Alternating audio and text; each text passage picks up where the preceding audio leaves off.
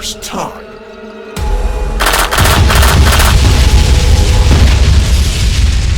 I'm pretty sure that nobody's heard of the film called 10 by 10.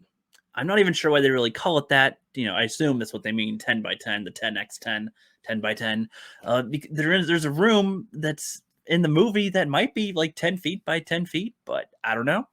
Weird title for it. I doubt anybody's really seen this, but it's got an actor in it that people probably have. Anyway, the movie starts out where you're following this one girl.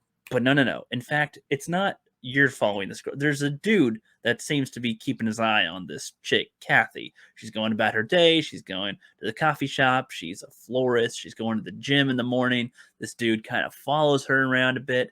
And he ends up, when she goes back to her car after her yoga session or whatever, stretching around in there, doesn't do too much in the gym. I mean, I personally would try to do a normal workout, get on the treadmill, then I'd, play some basketball, hit the hot tub, hit the showers.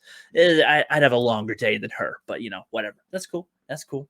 Anyway, he, tries to take her from behind. Be adults, people. He, kidnaps her, puts her in the trunk, drives her to his house. He seems to have a pretty decent house. It doesn't seem like he's on a street that has too many neighbors, but I'm sure, if you were to go to the edge of his driveway, you'd see there's neighbors around somewhere, but he's not directly next to people. So it's sort of isolated ish. If she were to scream, somebody could probably hear her, if she was outside. But anyway, she is kidnapped. She gets put into this room in the wall that's like very, it's soundproofed essentially. He put it there himself, and he puts her in there. He has her, lets her wake up and goes back in to check up on her. And he pretty much asks, what is your name? He's like, I'm going to remove the tape. What's your name? And she just starts screaming immediately. He told her, that nobody's going to hear you. Put this all here myself, soundproof. She just starts screaming anyway. Doesn't listen to him at all. He's like, all right. And he just leaves and closes the door and lets her do that for a bit while he, goes and gets some food going and stuff, puts some things away, comes back, and he asks for her name again. He seems to be hell-bent on the name part. He wants to do that. But honestly, this dude, before we get to know too much about him and what he's trying to do, before we know much about her and what she wants, he only zip-tied her ankles and her wrists behind her back. But it's like, I don't know, with whatever he's trying to accomplish here, he doesn't seem to have he took precautions into like keeping her in the house sort of, but like not as much as like keeping her from being able to maneuver some way to escape. He's audibly recording everything in the house as well, but he doesn't have a camera in the room. I find a little odd here. You're like so prepared, but then you have like these extremely obvious flaws in how you like tried to capture this person. But anyways, she's able to, especially with zip ties. I've seen videos and like in a lot of movies and shows, like people are able to kind of get out of those. It usually hurts a bit, but there's like, people that like, they like bash it on their chest, or they, do some type of weird somersault move and they're able to, get their foot, break the zip ties or something. So not really secure. What do you know? She's able to get her, wrists to her front. When the dude walks in, she, is able to whop him a few times and almost make an escape a bit. He's knocked on the ground. He's like, oh fuck. He's trying to get back up, and she's able to, hop around. She tries to leave first, while still bound, by the way, which she probably still wouldn't have gotten too far if that's the case. But she tries to get away, can't. Then she tries to go for her phone, but there's no signal. And, he comes back out, and they have a little bit of a skirmish, a little bit. But she's a pesky little fighter. She's not going down so easily. He's putting up as much of a fight as she can. He's got a gun, though. So it's like, okay, what are you going to do? A knife versus a gun? She ends up getting a knife. But, he's like, okay, just sit down. I just made some food. We're going to eat and talk. Okay. He's, trying to talk with her a little bit, trying to, calm the mood down, whatever. He's not trying to kill her, obviously, yet. He's trying to get information out of this woman. And, we don't know too much about her yet, but we're supposed to be on her side at this point so far. And he's asking her questions. He keeps on asking, what is your name? And she keeps on saying, my name is Kathy. And he's just like, no, it fucking isn't. He tries to go to a little bit of detail himself about stuff, and then asks the question again after giving her some information. And then when she does not answer him correctly again, he seriously smacks her with the plate. Like, he smacks her with the food and plate and everything. And she's able to, again, put up a bit of a struggle here. But then he's able to, after their little skirmish again, he puts her back in the room. and gets her to calm down a little. It was the idea.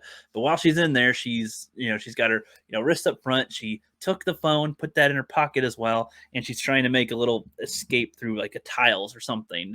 They end up not going anywhere as far as like escaping through the tiles, but her fingers probably get a little bloody there. It's a little creepy with that. It's like you heebie-jeebies sometimes with stuff like that, small shit in that way. But while she's in there, we get to see him. He's watching TV sometimes, keeps on turning it on. I thought it was kind of weird at first, like, because they don't show the TV too much at first, but like it seems like, oh, he's turning it on right when they're talking about something specific, about like a case. There's a case going on that they're talking about, something about medical things and these patients, and turns out he's watching old recorded stuff. And then you see like him and his wife playing with their daughter, and they're all happy. He's seems very sad as he's watching this, so obviously one or both of them are dead at this point. I forgot to mention, after their skirmish, by the way, his maid came by, so he has a maid for the house, and he's a little wealthy, he's got some money, he's okay. And she mentions a few things about like a sleepover and something else. He's just trying to get her out of the house. Oh, you're not supposed to come in today. I didn't get back to you, but you're not supposed to come in. So go away, please. And so she does. Seems okay. Good. Cool. And they're referring with the sleepover to, that's where his daughter's at. He did this whole kidnapping thing on a day they like planned to have his daughter not home. I wonder how he was able to build this whole setup of that room without the daughter knowing, but I'm not sure how much she's supposed to be aware of what's going on. It seemed like he was trying to keep her out of what he's doing to try to track this girl down. And so anyway, he goes back in and tries to, chat with her. He ends up figuring out that she had her phone in there too. Like, she was able to take the phone and it was trying to get a signal. She was able to get sort of a signal, but it was a very staticky signal. So they were able to identify there was a call, but they weren't able to fully go to the direct address exactly, I suppose. But they were able to get a little bit of a description of the car through the phone call. So okay, he goes in there, he's all pissed, and he's just like, all right, tell me what the fuck I want to know. He's getting pissed the fuck off at this point as she keeps on ignoring his questions. Then they have a conversation that slowly breaks down the story a bit, that she is not Kathy. She is Natalie. And Kathy was her dead sister. And it goes into all these different things about, she pretty much lies at first. She tells him a straight up lie about all these questions that he asks. And he's like, I know that every single thing you just said is a freaking lie. And, he ends up, showing why. Okay, pushes a little bit harder. And she's like, okay. She finally breaks and tells the truth a bit. She worked with medicine. She had a background with the church. Her father was horrible to the mom and did other stuff, and they were like shunned from their town. And she dedicated herself to medical school and everything. And when she became like a nurse or a doctor or whatever, there were some people that she would have, like some of her patients, and she would hate quite a few of them. And the ones that she hated, she decided to kill, essentially. And one of them happened to be his wife. And so that's why he was doing this whole thing, was because his wife got killed by this person. And he didn't understand why. He wanted to know why she was killed. Why did this bitch kill his wife? He loved her and everything. What was the reason for this? And whatnot. So we get to figure this out, and she apparently, so there's more to it than he thought. A lot of the people that have come in were pretty shitty. They weren't great people. I will not say that they were like murderers or killers themselves. It's not like what is it, a Dexter thing where it's like a serial killer killing other serial killers. No, these were people that she judged as bad and decided to kill them.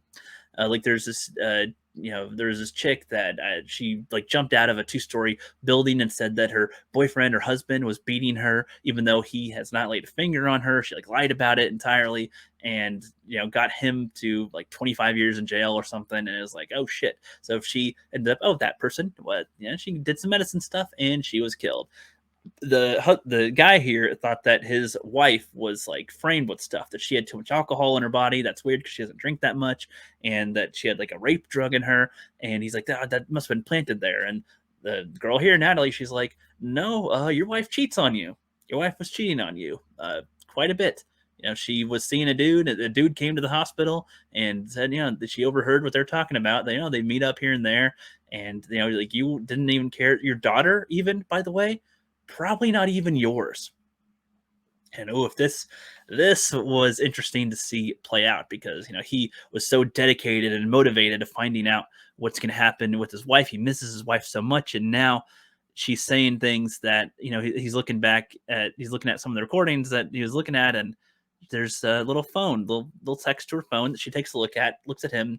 Oh, it's totally fine. And the look on her face, he just is like, oh fuck, this is matching up with what she just said. So shit, my wife might have been cheating on me. And I had all this love and passion for her. I went through kidnapping this chick to get revenge, and yeah, that she was possibly being unfaithful and stuff. Like that's seeing the guy go through that was kind of tough. That sucks. But and so it kind of flips on you, where where the Natalie girl is the victim here for a bit, and he's like he's the kidnapper. But as it keeps on going forward into the story, it kind of flips to where he's like oh man, I don't know what's going on here. And she's killed people before. He hasn't. She's totally ready to kill. She's ready to fight for her freaking life, and is not wanting it to be ruined in any way. She moved away and had her dead sister's name to get away from what she did. She killed like 5 people, including his wife, of course, and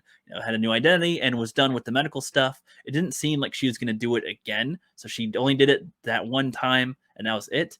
Which is kind of weird that she chooses to only do it that once. You'd think it'd be more or something, have a vendetta. I don't know specifically, but then she ends up getting free, and she ends up getting mostly free and gets his gun.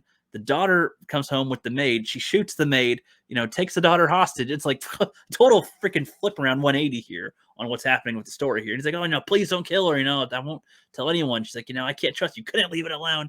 Blah, blah, blah. And he ends up, she tries to fire the gun at him, but there's no more bullets. You see in the scene, by the way, when he first got out the gun, there's only like 5 bullets in it, not 6. So, by this point, this would have been, if he put in the extra bullet, then that could have, that would have killed him. But didn't do that. You saw certain shots go off earlier. If you're keeping track, then it would all line up right here perfectly. But so that happened. That was pretty good. And yeah, they have a little struggle here. And at the end, the guy and the daughter get off okay. And you don't really see what happens after this. You just see, Natalie gets injured quite a bit, and he and the daughter are okay. And it's like the 180 turnaround of who you're rooting for is interesting how that happens. And that's pretty tragic. Kind of sucks. The dude is very motivated. His memory of his wife was of love and concern, and then now it's like she could have been cheating, and his daughter might not even be mine, but I still love her. It's like, mentally, man, I can't even imagine. That would suck. But I don't know, this film turned out to be pretty good. I was worried that it was going to be kind of a boring and dumb film, but it was okay. I liked it. It was all right. I think I'm going to make a quick video on it on one of my channels here and talk about it. So that's all I got to say, and have a great rest of your day.